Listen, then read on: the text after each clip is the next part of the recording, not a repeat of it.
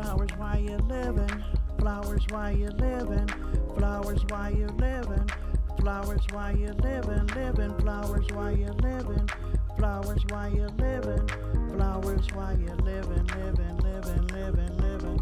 You don't need to wait till you're underground.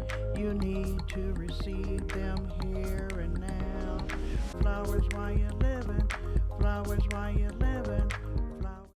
Hello, and welcome to Flowers While You're Living. I'm your host, Cheryl Thomas. And today, we have a very special guest here. A lot of you know his face, and a lot of you know his voice. He's a radio personality around here, and I would like to introduce him, but let me tell you a little something about him. Because he's worked at the radio stations. He worked at WROU 92.1 FM. He worked at WDAO 1210 AM, and Dayton's newest radio station. And that is the Soul of Dayton 98.7. DJ Stan the Man Brooks. Welcome. Thank you, Cheryl. Thank you so much for having me. Okay. What I'd like to know is, I read a little bit of your bio, and it was very interesting. And I was like, you've been in business for over 55 years. Yes, I started out being a drummer professionally at the age of 13 years old. Wow. I was in a band, and we were called the Sidewinders. And the Sidewinders were a group that, my goodness, we specialized in funk, but we had a lead singer, and his name was George, but we called him on stage as Mr. G. So we ended up being Mr. G and the Sidewinders. Okay. And we came from a group that was called R.A. Adams and the Rhythm Kings. Now, people always ask, hey, how did you start so young? Well, the thing was, my brother was in the R.A. Adams and the Rhythm Kings, and I would just go to their practices at the age of 12, and they would practice, but they had a drummer that half the time wouldn't come. His drums would be there, but he wouldn't. So I would just play a little beat while they're practicing, just so that they'll have something. You know, because back in the day, they didn't have them drum machines and stuff. If you wanted a drum sound, you had to play the drums. And that's how I got started. I was just going over there, practicing with them, and the next thing I know, the drummer couldn't do a gig. And Mr. Adams, the leader of the band back then, went ahead and asked my parents could Stan go with them. And man, that started it. Next thing I know, I was in the band, but Mr. Adams was a businessman. Okay. And R.A. Adams had a barber shop and some other things he was doing. So he only wanted to work one night a week, one night maybe every other week or something like that. And the group then, we wanted to get out there. We wanted to see, if people would accept us. And you can't do that once or twice a month. So we ended up where the band, we just told Mr. Adams that we would like to, start our own group. And he understood. He was a very, very intelligent businessman. So that's when my brother got the name the Sidewinders, and the next thing I know, that's how we started. And Mr. Willie Kendricks, our bass player, became the manager.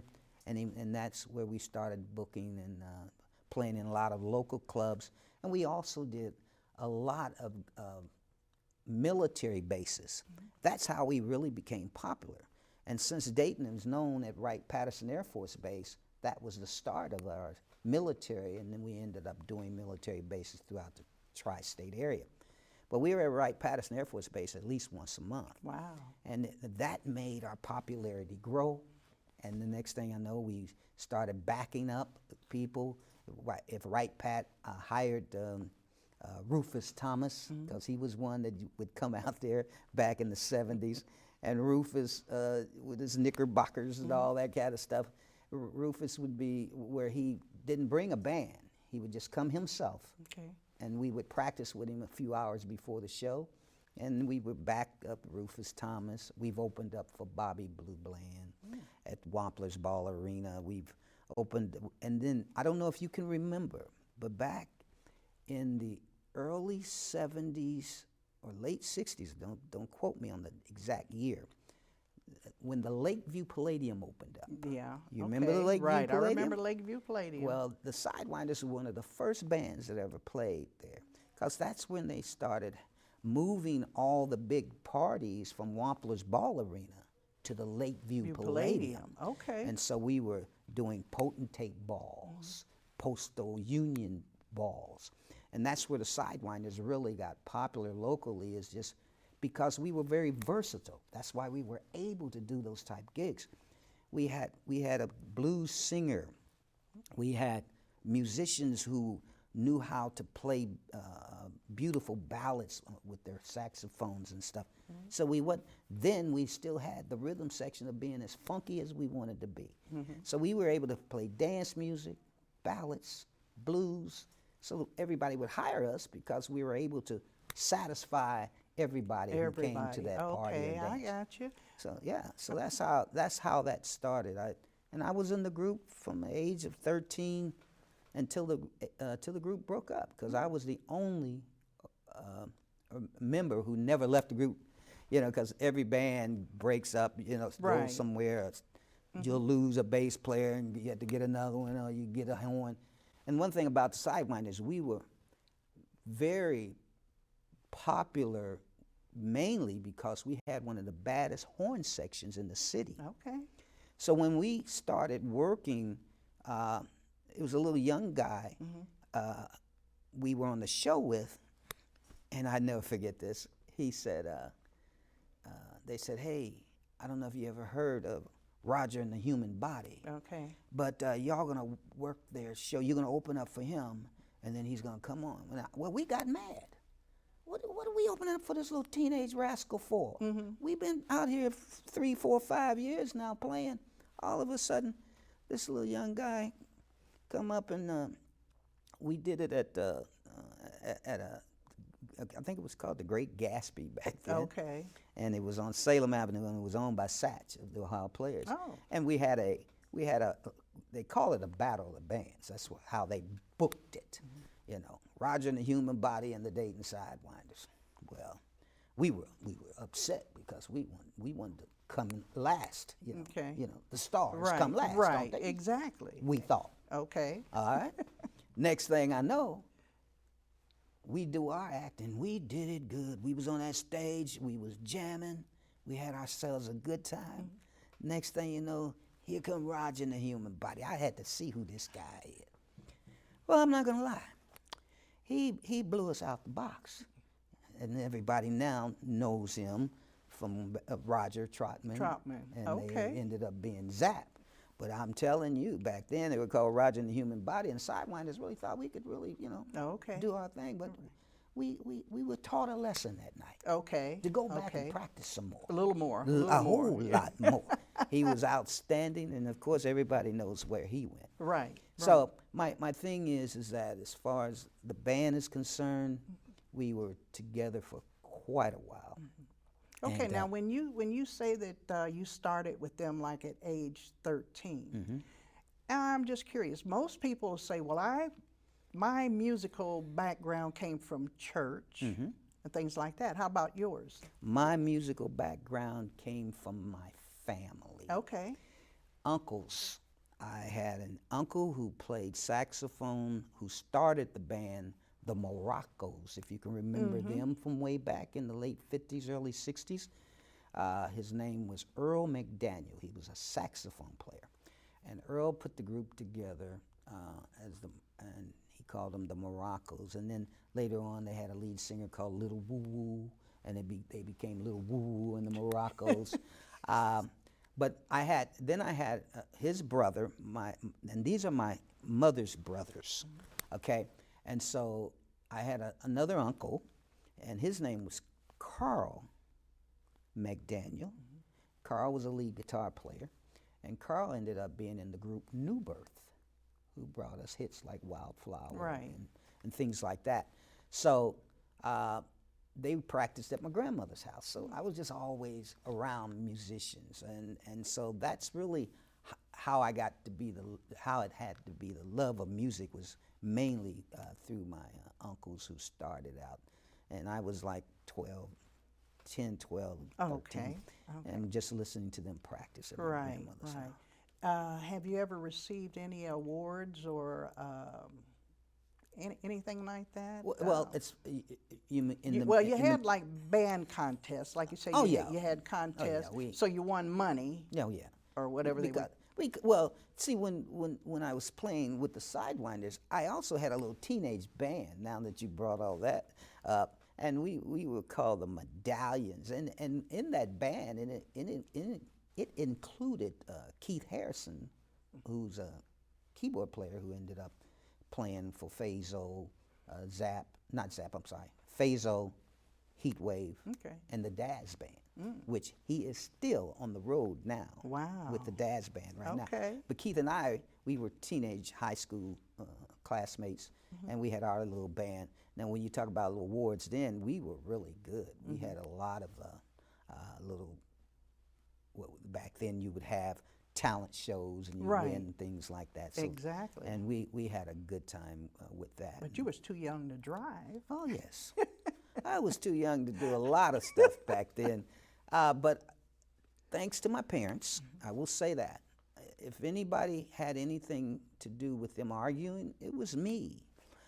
Because my mother didn't want me to do it that young. Even though she had brothers that were musicians, they were at least 17, 18, 19 years Right. old.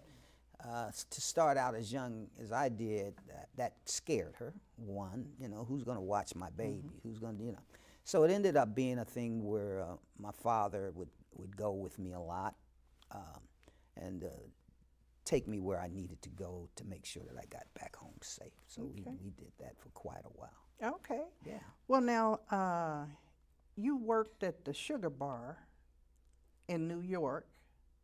Well, that's when I became a DJ. Okay. Yes. This was a very good friend of mine. Her name is Dr. Alpha Alexander, who was receiving an award there in New York. Alpha was part of the National YWCA back then, and she would hire me to DJ at different functions throughout Philadelphia, Washington, D.C., Pittsburgh. And what she would do, they would have these 5K races and all that kind of stuff, and I used to have to provide music for them all out in the street and things like that. But she was getting an award. She was getting the Billie Jean King Award, which is an outstanding award for female athletes. And Alpha said that she wanted to hire me, and they agreed. But their party after the awards, which was televised by TNT and everything, their after party was at the Sugar Bar, and that it was a dinner supper club type thing, that was owned by Ashford and Simpson. Okay. And I had the pleasure of, they were there, which very seldom at that time. They were very big R&B Right. duo group. To have them be at their nightclub or supper club, that's really what it was, and have them there, and it was just an exciting thing. And Right. that's what the Sugar Bar, that's what it was called. Okay. But I wanted to tell you how I got there. It was due to Dr. Alpha Alexander, a good Okay. close friend of mine. Well, let's back up a little bit. Okay. Back to when you was a musician. What type of music did you like? Now, you might have played with the band, and that might not have been your. I have been a funk fanatic. Okay. Okay. The James Brown, I idoled his musicians and his band. I thought they were the tightest band. But what you would have to say back in the late 60s and 70s, they were. Right. everybody tried to be James Brown. and especially if you were a musician, if you were a sax player, you wanted to be Maceo. You know, if you were a drummer, you just people didn't. If you go back and look at a lot of his old videos and stuff, James Brown always came with two drummers. He always had two drummers on that stage because he wanted accents, yet he wanted that funk beat to stay going. So when he danced so much back in the day, and I used to try to just imitate. And, oh man, that's my love, was funk music. Okay. And it will still always be. I was going to ask you, and it's still Yes, your it will love. still always Okay. be. Okay. Well, that's good. So now, you're in with the line dancing and stuff. You get the audience involved. Oh, yeah. And they love it. They love you. And I've seen you perform, at the Levitts and different places like that. And you know you know how to get the people going. I tell you what, I've been DJing when the band broke up in '78. And the reason why the band kind of broke up, disco was coming in. Okay.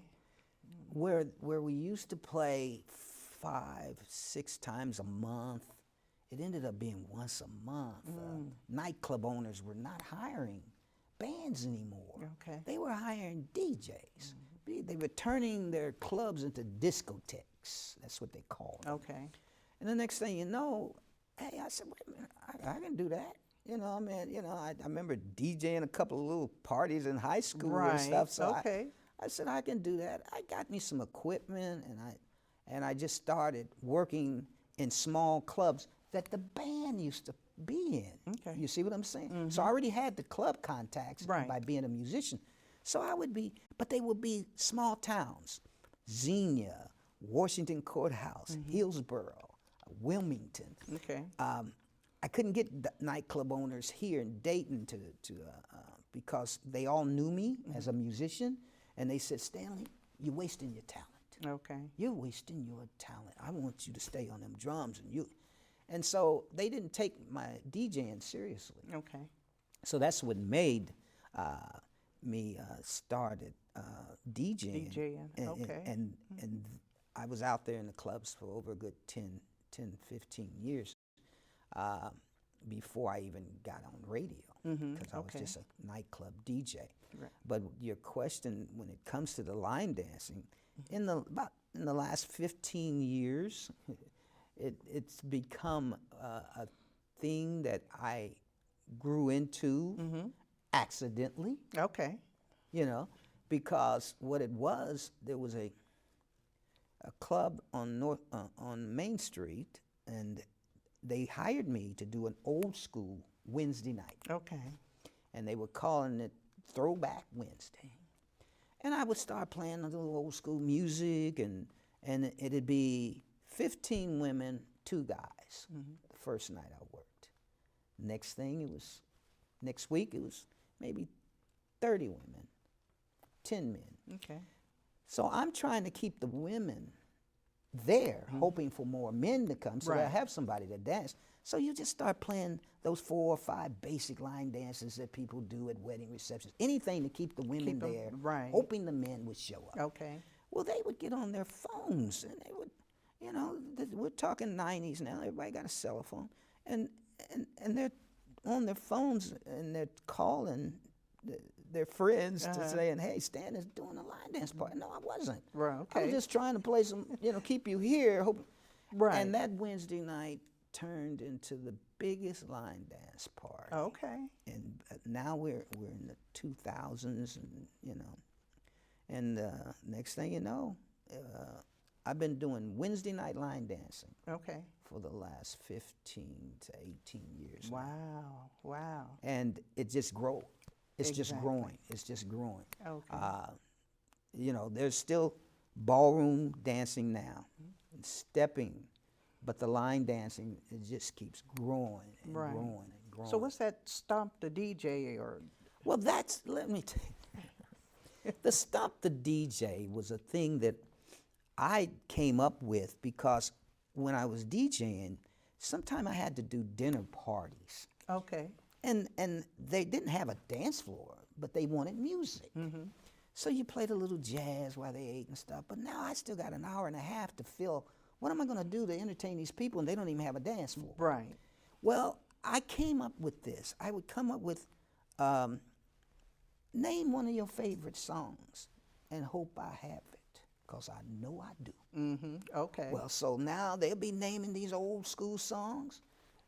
My library was pretty big. Okay. And it wasn't too many times that I didn't have the song. And that kept them interested. Okay. And then I would start even using Name That Tune. After we played Stump the DJ, I would play some old stuff and say, do you know who that is? Or who's the artist? And Right. anything to keep people interested and not just talking and being Right. bored. Right. And it also kept me from being bored. So that made me get more involved with the audience. And so when we talk about Stump the DJ, that was mainly what it was, because I was doing parties that they didn't have dances. They you know, it was maybe they had speakers, Right. and but they also wanted me back there just to play some background music. Exactly. But then they go, all right, Stan, you got the last hour. And I'll be like, well, what am I gonna do? They wouldn't want to dance on top of the Have to tables. find something to do. Right. Yeah. So that's how that started. Okay. Yeah, Okay. yeah. I Yeah, like that. I yeah, like that. And it was fun. So now, where were some of the countries or you know, that you've been to, even performing as a musician? Well, I never been out the country, Okay. but I have done a lot of traveling with the band. Okay. We've been to Atlanta and to I'll never forget this gig in Nashville, Tennessee. There was a song out called "Play That Funky Music," White Boy. And I'm not really a singer, but the only reason why I bring that up is because that was one of the songs the band let me sing. Okay. And then our trumpet player back then, he was also a drummer. So he would get on the drums on that song so I could get out in the front of the Okay. band and do my little, you know, song and dance and stuff. So when you bring up places where I've been, that just makes me think about that, because we had so much fun down there and they treated us so well. Okay. We all the Sidewinders, majority of them, they all had jobs. Okay. So they didn't want to do it professionally, like a few of the members, but the majority of the older members, they worked at General Motors back Okay. then. They didn't want to lose those good jobs. Our manager worked for the post office back then, and when you talk late '60s, early '70s, those were good jobs. Exactly. So you know, they didn't want to take the chance of trying to be a star, and don't, and then you lose this good job. And they all had wives and kids, and they were very young, and I was just the youngest one, but Right. they But had they were still young. they too. were very Right. young in their 20s and stuff, where they just started a family, and they didn't want to take that chance. Right. So that's the reason why the Sidewinders really never got off the ground as far as doing much traveling because of that. Okay. So now, did you or do you do a lot of like nonprofit things? Oh yes, I try to do a lot of those. I believe in that. I think I've been around here long enough to tell myself that you got to get back. You got to get back to the community. I worked for the Dayton Metropolitan Housing, did a lot of volunteering for them. They had these 4 or 5 senior citizen buildings. They would always give them a Christmas party or a picnic, and I would play music for them, you know, and just entertain them the best I could. Oh, okay. It was just a nice thing. Okay. Yeah. So now, do you want to let the people know where they can get in touch with you, phone number, website? Oh or yeah. Well, you know, they can hear me every week. I'm on radio, 98.7, the Soul of Dayton.